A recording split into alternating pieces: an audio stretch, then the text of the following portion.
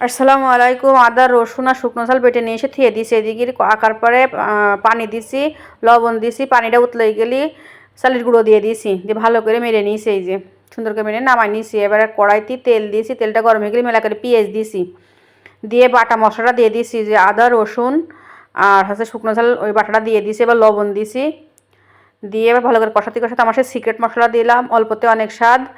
জিরের গুঁড়ো, ধনের গুঁড়ো, অনেক মশলা একসাথে আছে, 1 চামচে 1 কেজি গোশত রান্না হয়ে যায়। এবার মশলাটা কষাতে কষাতে গরুর গোশত দিয়ে দিয়েছি, দিয়ে একটু পানি দিয়ে দিয়েছি, তেলের মধ্যে একবার সাতলাই নিয়েছি, পানি দিয়ে দিয়েছি একটু, দিয়ে এবার এদিকে ডো মাখা হয়ে গিয়েছে। এই যে এবার আঁকার পরে গোশতটা হচ্ছে, আর আমি এই সাইডে টুকটাক করে রুটি বানাই নিচ্ছি।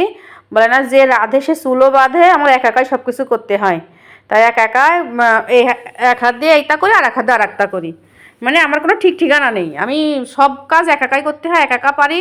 অনেক মেয়ে মানুষ আছে না, আমি পারি না, করতে পারি না, আমাদের মুখে ওগুলো শোভা পায় না, আমাদের আরও জমিদার না আমরা। এদিকে রুটি বানানো হয়ে গিয়েছে, এদিকে গোশটাও টেনে এসেছে ঝোলটা। এবার আলু দিয়ে দিয়েছি, আলু দিয়ে এবার আবার ভালো করে কষাই নিয়ে এবার পানি দিয়ে দিয়েছি, দিয়ে হলুদ দিয়ে দিয়েছি। এই হলুদ দিয়ে অনেক সুন্দর কালার হচ্ছে, নতুন করা হলুদটা। এবার ঝোলটা টেনে আসলে নামাই নিয়েছে। এই যে রুটি সব কটা বানানো হয়ে গিয়েছে, এবার খোলার পরে একে একে রুটিগুলো দিয়ে সবগুলো সেঁকে নিয়েছি। আর চালের গুঁড়ো আটার রুটি আর গরুর গোশত একটু পাতলা ঝোল করে দারুণ মজা খেতে।